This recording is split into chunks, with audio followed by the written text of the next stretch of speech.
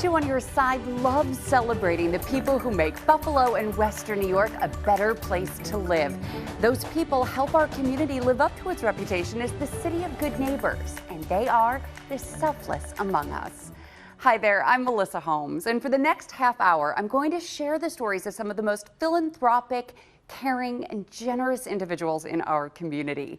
They change lives for the better without wanting or expecting anything in return. The definition of selfless. And we begin in the health and medical field.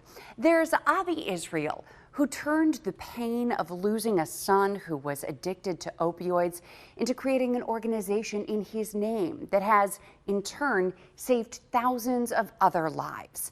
Then there's Natalie Barnhart, whose Motion Project Foundation helps those with critical spinal cord injuries find hope. Roswell Park patient advocate Kim Sweeney helps cancer patients and their families in the scariest of times. And Dr. Nick Hopkins is a renegade in neurosurgery who risked his own career to push for change in the treatment of stroke for everyone. But we begin with Dr. Myron Glick, who founded the Jericho Road Community Health Center to ensure anyone who needs quality health care in Buffalo can get it. Big breath. At his core, Dr. Myron Glick is a family physician. Treating his patients is his passion. I think you're going to be all right. Thank you so much. All right, Nadia. I'm blessed because I am doing what I am called to do.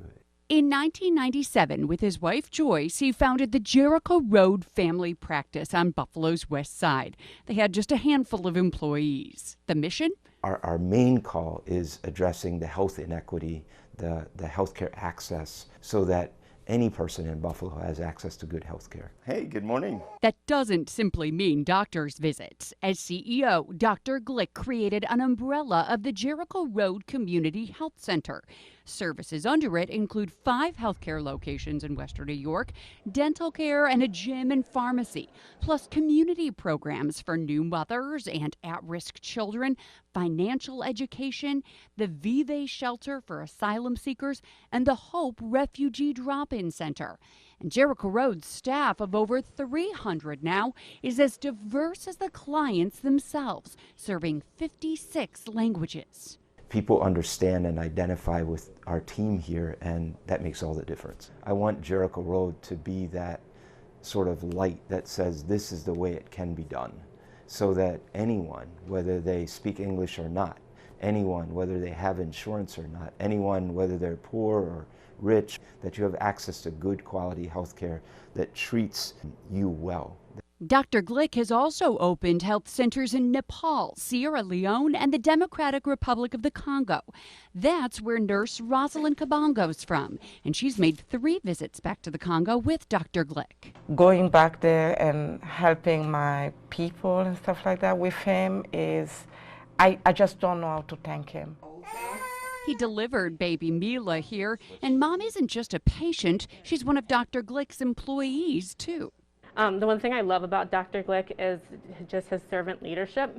He's always the first one to roll up his sleeves. No job is ever too small for him, and just the quality of care. How are your kids doing? Dr. Glick's service to the most marginalized and vulnerable in Buffalo and around the world has always been and always will be motivated by faith. I've always had the sense that if Jesus was here today, and he saw the way that our healthcare system treated the poor, he would do what we do at Jericho Road. We are at Motion Project. It's the Natalie Barnhart Center for Spinal Cord Injury, Rehabilitation, and Recovery. And this is Natalie Barnhart. I think what makes this place so special is it really is unlike anything else we have in this community. Natalie was a 24-year-old physical therapy assistant herself in 2004 when a 600-pound piece of equipment fell on her neck as she was working with a patient. Her life changed in a split second. I always felt like I had this gift of helping people. I loved healing. I loved using my hands to help. And now all of a sudden that's gone. I can't even get the hair out of my face. I can't eat. I can't brush my teeth. I am completely paralyzed. She moved to Atlanta for a decade for specialized therapy.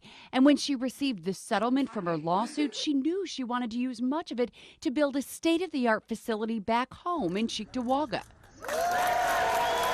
It opened last year, and now there are 3 trainers and 22 clients using equipment not found anywhere else around here. That includes a Locomat, it was good. a robotic exoskeleton that supports body weight, and this 95-foot overhead zero-G track. Having this place, it's an answer to a problem that a lot of people have, especially in Western New York. Peter Brady was paralyzed in a diving accident 10 years ago.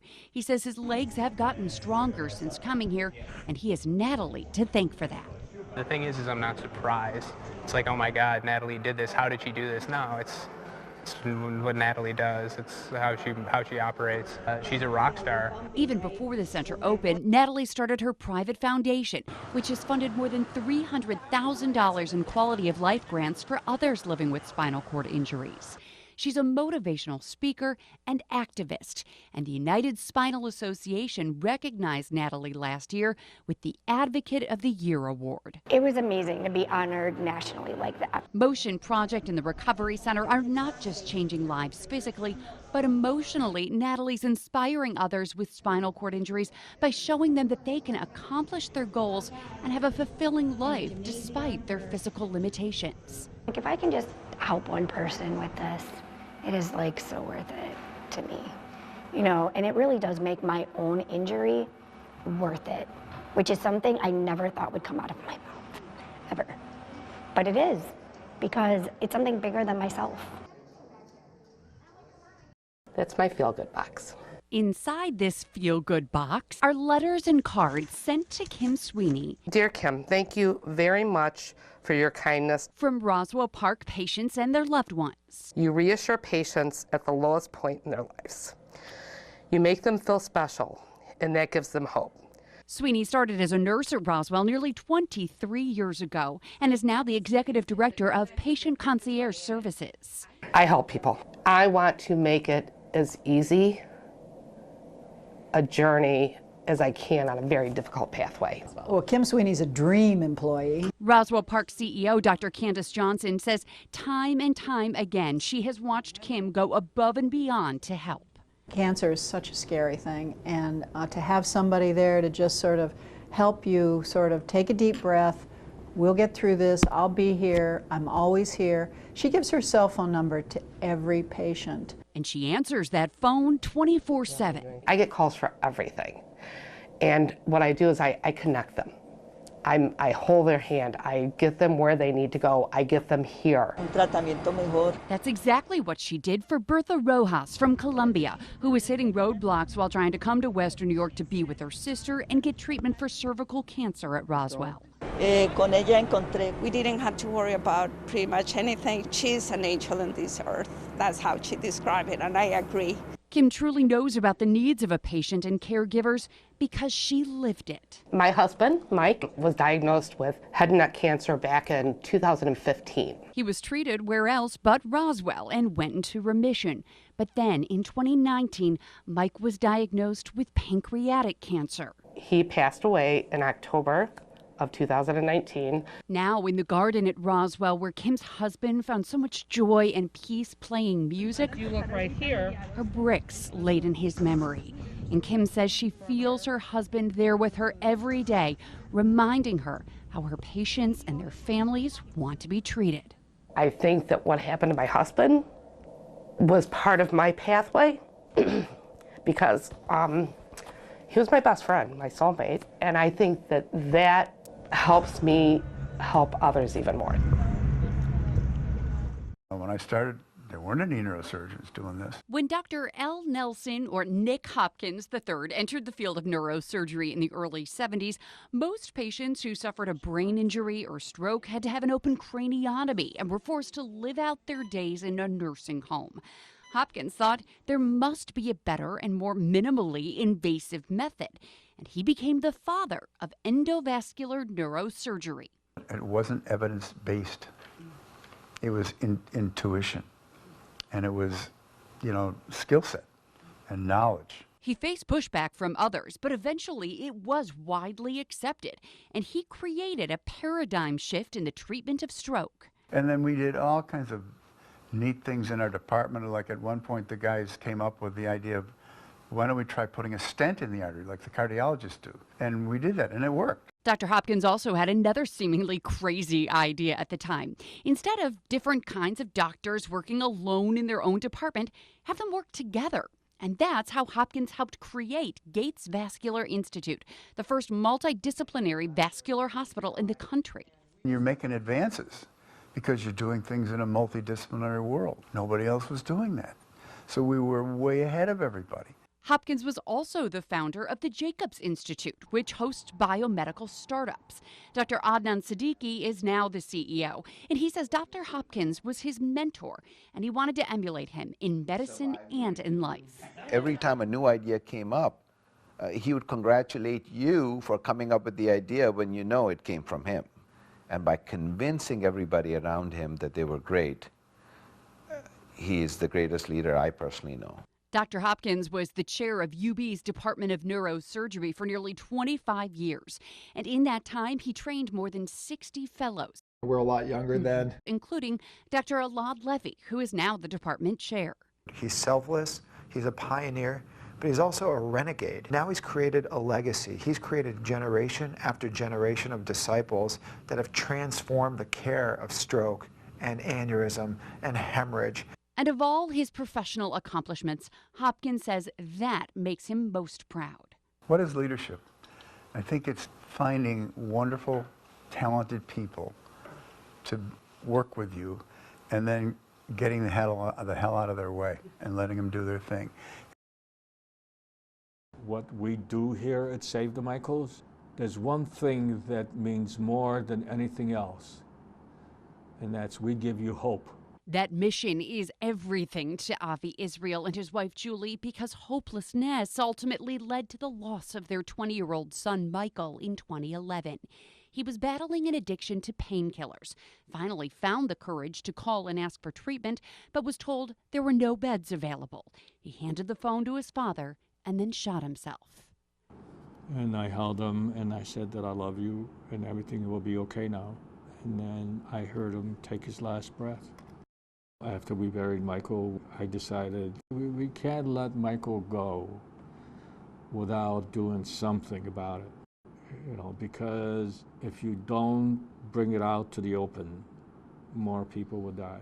They created the organization Save the Michaels of the World. Within exactly 1 year of Michael's death, they accomplished their first goal, to slow down the distribution of opiates through iStop, a computer system tying doctors and pharmacists together to keep addicts from doctor shopping for more pills. We got it done unanimously. They fought for more beds. When we first started, there was only somewhere in the neighborhood of 40 beds in Western New York. We have over 200 beds now.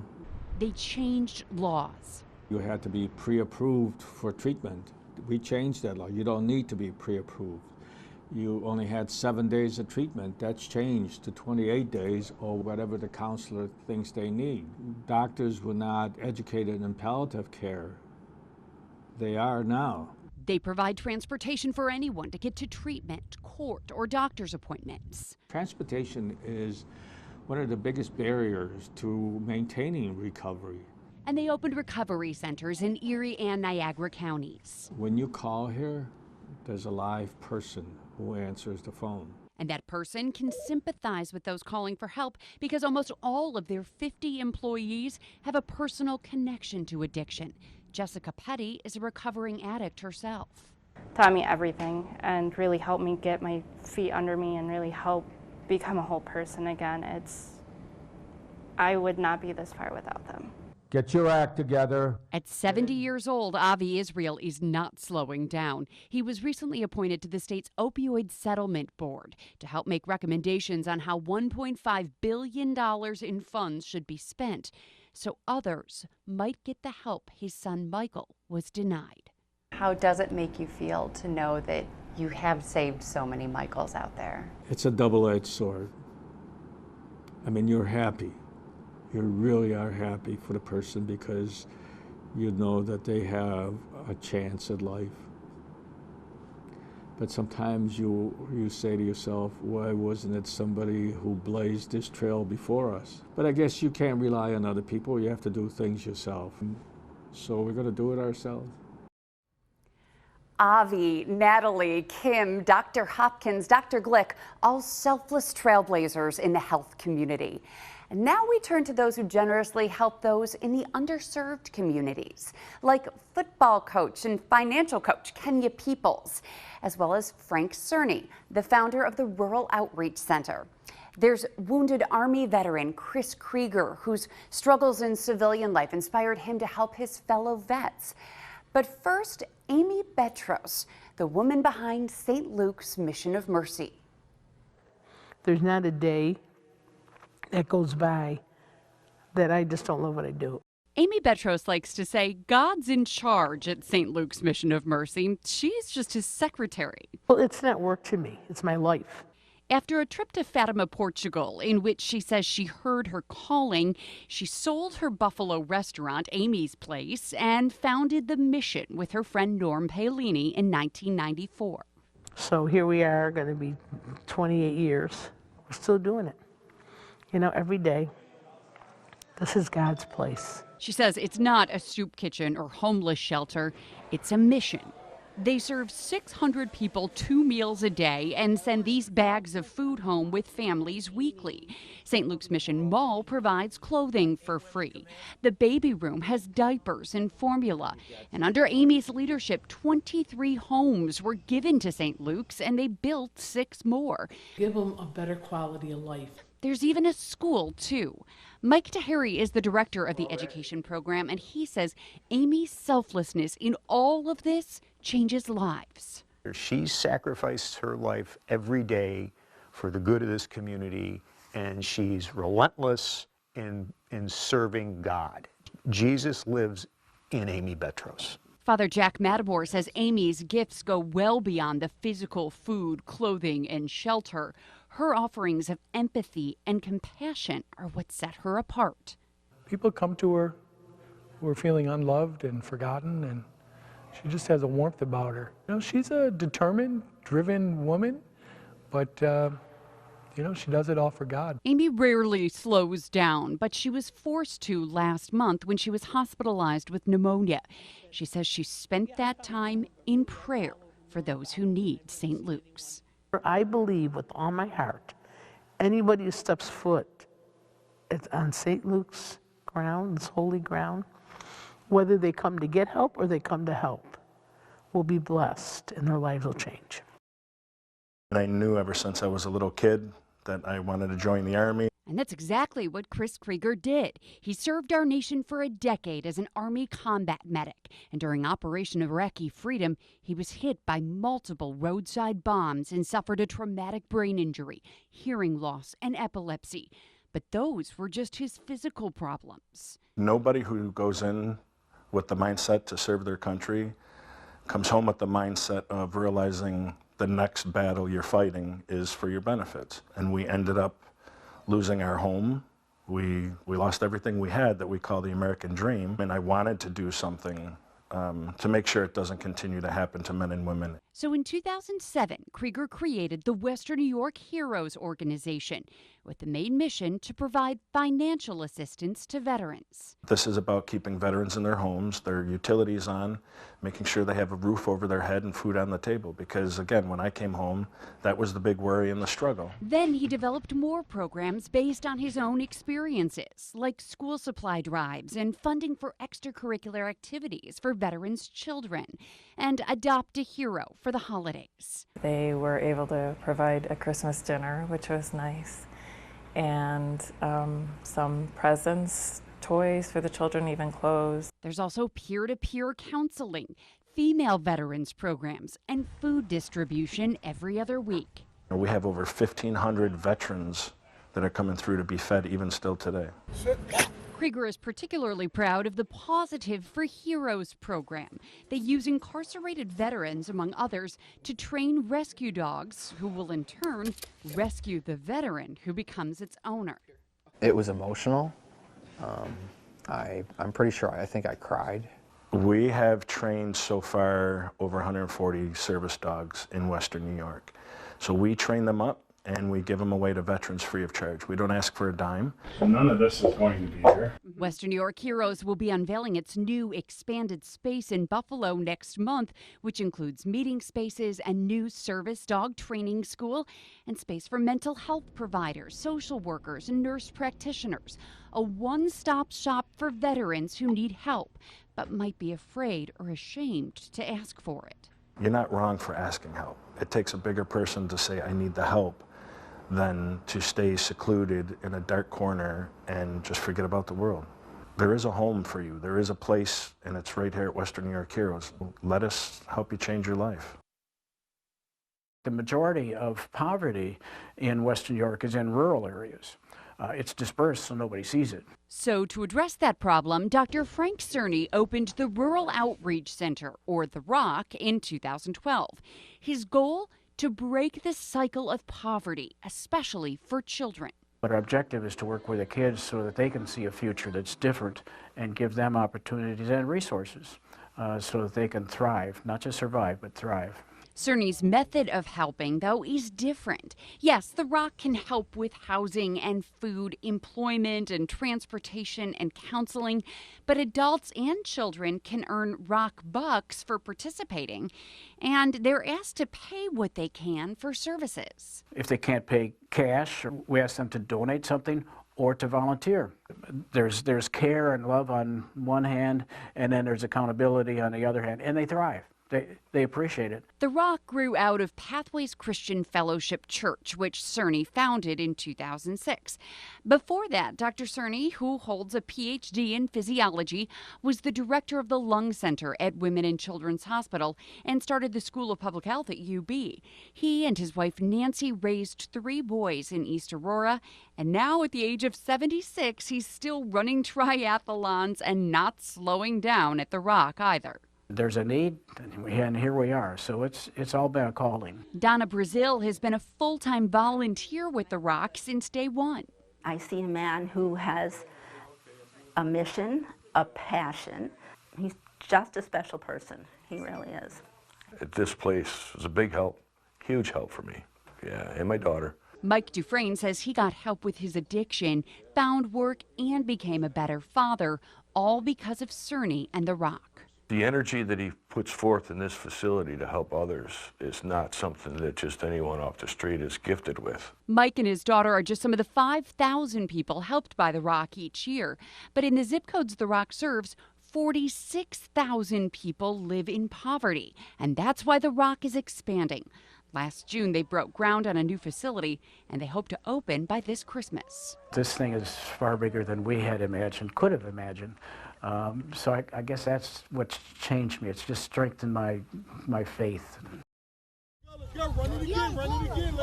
Kenny Peoples is the president of the Great Elite Ducks Little League football program. But to the kids and fellow coaches, he's simply Coach K. He's a great coach. For him not to get paid for what he do, and he do it with no problem, he do it with a smile on his face every day, man, that's big for him. For him, it's about much more than just the X's and O's. Some of the lessons that you learn in youth football are lessons that carry you throughout your adulthood. Being resilient, integrity, learning how to play as a team, learning how to respect others. He teaches those lessons and more off the field while volunteering in a mentoring program called Building Greatness. I always think about that child that's given that opportunity. It's given that one little spark that might take them to the next level. Peoples says as he grew up and graduated from city honors in Buff State, it was his single mother who kept him focused. And now, as a single father himself, he wants to be the same positive influence for his own son. So everything I have is for him. Everything I do is for him. I did what I had to do to make my situation better in life. If we could save you money, let's save money. He helps other parents through his day job as a financial coach for the Buffalo Promise neighborhood. And you said you called for the homeowner's insurance, right? Yes. He teaches clients like Aisha Henderson how to set a budget, start saving, build their credit, and pay their bills. He's had a lot of information and references that I may not have been able to find on my own, or in a timely fashion, and a lot of it has been very helpful. Whether it's a financial plan, here we go, or a football game plan, Peoples approaches it all the same way. It's the old adage, if you feed them a fish, they eat for a day. And if you teach them to fish, they eat for a lifetime, and that's how I feel. I just want all of us to be successful, all of us moving forward. Kenya Peoples, Chris Krieger, Amy Betros, Dr. Frank Cerny, all helping so many turn hardships into success. And now we've seen that selflessness doesn't necessarily involve money, but sometimes it does. And there's one of Buffalo's biggest restaurateurs, Russell Salvatore, who generously gives away a lot of his profits to organizations close to his heart.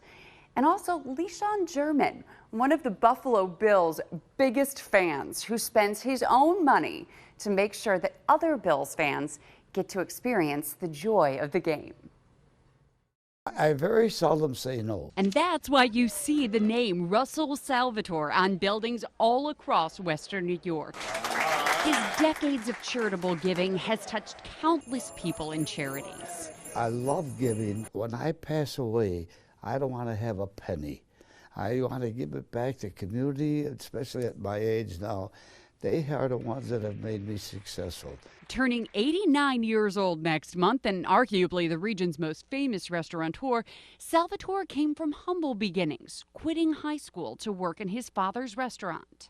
I started my dad's place, cleaning the floors, mopping the floors, cleaning spittoons. Salvatore eventually opened his own restaurant in the late 60s. He has his father's work ethic and his heart, too. My father, during the Depression, fed everybody in the neighborhood from the restaurant and that. And I'm a believer that, I feel so good when I give. Through your charitable foundation, you've donated to ECMC, Children's Hospital, Kevin Guest House, the Red Cross, the Buffalo Zoo, Heritage Learning Center, Buff State, Boys and Girls Club. The list goes on and on. But what cause is most important to you? I think the charities that are the most important to me were all the hospitals. You're pleasing so many people. Yes, most hospitals across the region have brand new TVs donated by Mr. Salvatore.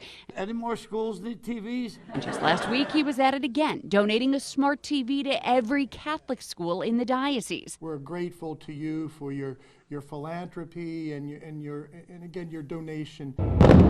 And then there are his flashier acts of generosity, like sponsoring 4th of July fireworks at the waterfront and buying up thousands of Bills tickets on multiple occasions to avoid TV blackouts.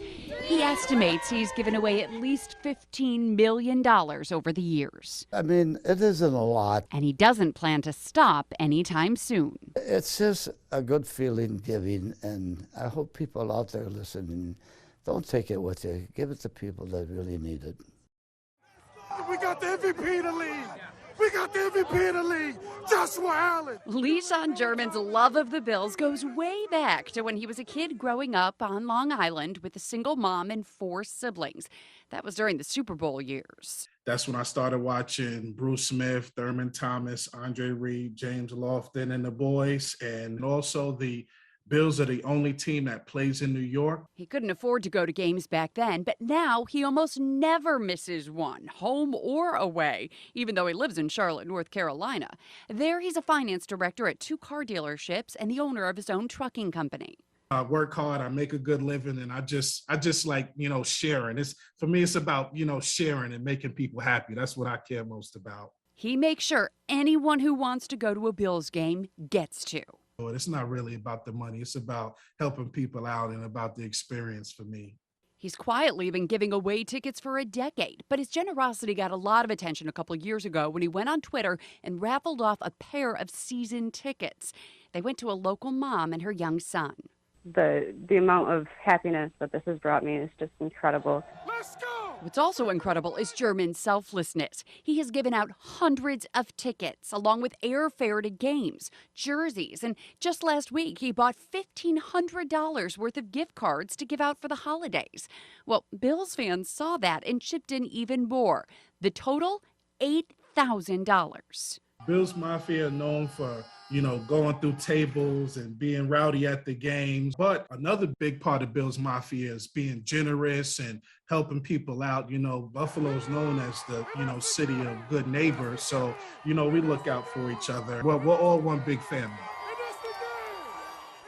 You just heard it from Leishan. We look out for each other. We're one big family. Yeah, he was talking about Bills Mafia, but the same can be said for all of those profiled in my Selfless Among Us series. Western New Yorkers acting out of the kindness of their hearts to help each other. Now, if you know a person who should be featured in the Selfless Among Us series, just email me details at melissa.holmes@wgrz.com. Help me share some of the stories of the selfless people right here in the City of Good Neighbors.